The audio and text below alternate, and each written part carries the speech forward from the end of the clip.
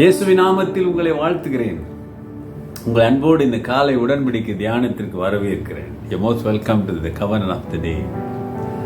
பொறுமையா இருங்க, விட்டு விடாதீங்க, பழி வாங்காதீங்க, இப்படி ஆலோசனை சொல்லி கொண்டு வருகிற கர்த்தர் இன்றைக்கு என்ன சொல்லுகிறார் என்று பார்ப்போமே. அது எபிரேயர் 10ஆம் அதிகாரம் 36வது வசனம். For you have need of endurance, so that when you have done the will of God, you may receive what is promised. Hallelujah. நீங்கள் தேவனுடைய சித்தத்தின்படி செய்து வாக்குத்தத்தம் பண்ணப்பட்டதை பெறும்படிக்கு பொறுமை உங்களுக்கு வேண்டியதா இருக்கிறது. பொறுமை உங்களுக்கு வேண்டியதா இருக்கிறது. இப்போ பொறுமையை பற்றி பேசுறாரு. காத்து கொள்ளுங்கன்னு சொன்னாரு, விட்டு விடாதீங்கன்னு சொன்னாரு. பொறுமையா இருங்க. விசுவாசத்துல பொறுமை வேண்டும். போராட்டங்கள் வருங்க, தோல்வி கூட நீங்க சந்திக்கலாம், எதிர்பார்க்காத நஷ்டங்கள் கூட உங்க வாழ்க்கையில வரலாம், எதிர்பார்க்காத சூழ்நிலைகள் உங்களுக்கு உருவாகலாம். ஆனா ஆவியானவர் பவுலின் மூலம் நம்மை உற்சாகப்படுத்துகிறாரு. அதனால இப்படிப்பட்ட சூழ்நிலையில என்ன செய்யுங்க? பொறுமையா இருங்க. You have done the will of God, you may receive what is promised. Hallelujah. நீங்கள் தேவனுடைய சித்தத்தின்படி செய்து வாக்குத்தத்தம் பண்ணப்பட்டதை பெறும்படிக்கு என்ன நமக்கு வாக்குத்தத்தம் பண்ணியிருக்கிறாரு? நீ பொறுமையா இருந்தாதான் அந்த வாக்குத்தத்தம் பண்ணது நமக்கு கிடைக்கும். என்னது? நித்திய வாழ்வு, eternal life. That is a promise given by our Lord Jesus Christ. என்னோடு இருப்பேன்னு சொன்னாரே, அந்த வாக்குத்தத்தத்தை பற்றி தான் சொல்றாரு பவுல். ஆவியானவர் சொல்றாரு, அதற்காக நீ பொறுமையாக இருக்க வேண்டும். விசுவாசத்தை விட்டு விடாதே, விலகி விடாதே. பொறுமையாய் காத்திருந்தாதான் உனக்கு பரலோகத்தில் அவரோடு இருக்கிற ஒரு நித்திய வாழ்வு கிடைக்கும். காரணம், நீ ஆண்டவருடைய பிள்ளை. கல்வாரியின் சிலுவையிலே உன்னை சம்பாதித்தார். சகோதரனே, சகோதரியே, அந்த அன்பு உன்னை ஆட்கொண்டு இருக்க வேண்டும். அப்ப விசுவாச வாழ்க்கையின் ஓட்டத்தில் பொறுமையோடு ஓடணும். அதனால்தான் பவுலால தைரியமா சொல்ல முடிகிறது, நான் நல்ல ஒரு ஓட்டத்தை ஓடி முடித்தேன்.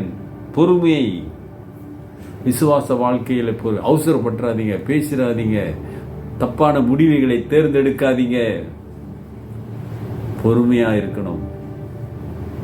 சிலர் அவசரப்பட்டு தப்பான தீர்மானத்தை எடுத்து விடுவதனால அவங்க வாழ்க்கையை பாதிக்கப்பட்டு விடுகிறது.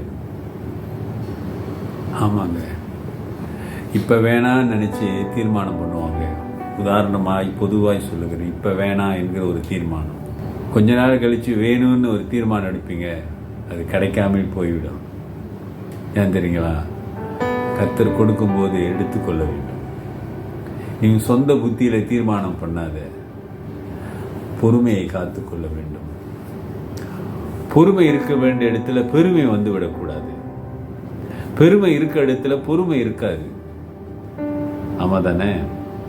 பெருமை உள்ளவர்களுக்கு கர்த்தர் எதிர்த்து நிற்கிறார். அல்லேலூயா. அப்ப இங்க ஆவியா நமக்கு கொடுக்கிற விசுவாசத்திலே ஆண்டவருடைய அந்த வாக்கு தத்தத்தை நீ பெற்றுக்கொள்வதற்கு விசுவாச வாழ்க்கையிலே நீ பொறுமையாய் ஓட வேண்டும்.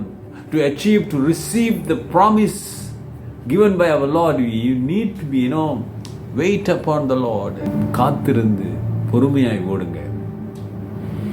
இந்த கடைசி காலங்களிலே இந்த மலேசியா தேசத்திலே வாழ்கிற நாம் எல்லாருமே, இந்த உலகத்திலே வாழ்கிற எல்லாருமே, இன்னைக்கு இந்தியாவில் கேரளாவில் பாருங்க, எதிர்பார்க்காத மழை, அதனாலே வந்த தண்ணீர், வெள்ளம், நூற்றுக்கணக்கான குடும்பங்கள் காணாம போயிட்டாங்க. எவ்வளவு வேதனையா இருக்குங்க, கஷ்டமா இருக்கு. எதிர்பார்க்கவில்லை.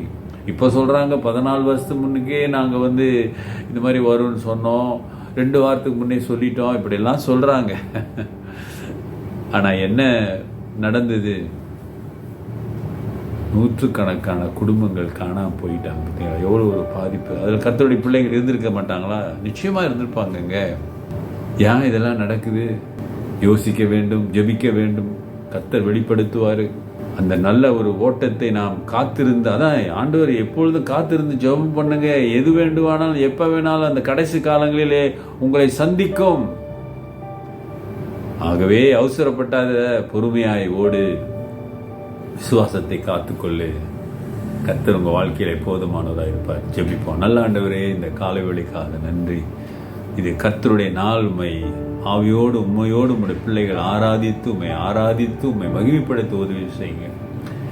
இன்றைக்கு ஆராதித்து உம்மை ஒப்பு கொடுத்து உம்முடைய வார்த்தையை கவனித்த பிள்ளைகளை இரட்டிப்பின் நன்மையினால் ஆசீர்வதிங்க. Those who are Lord abide in your word, remember your word. When we are committed to your word, Lord, let your mighty blessing upon them and bless them in double portion. In Jesus name, இயேசுவின் நாமத்தில் பிதாவே, ஆமென். நமது ஆண்டவராகிய இயேசுவுடைய கிருபை, பிதாவின் அன்பு, பரிசுத்தாவின் ஐக்கியம் உங்களோடு உங்களை ஆசீர்வதித்து காப்பதாக.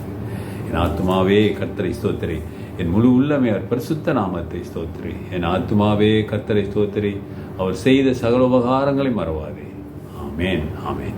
என் பிரதர், சிஸ்டர், சகோதரனே, சகோதரியே, விசுவாச வாழ்க்கையிலே பொறுமையாய் ஓடுகிறாயா? God bless you. Take care.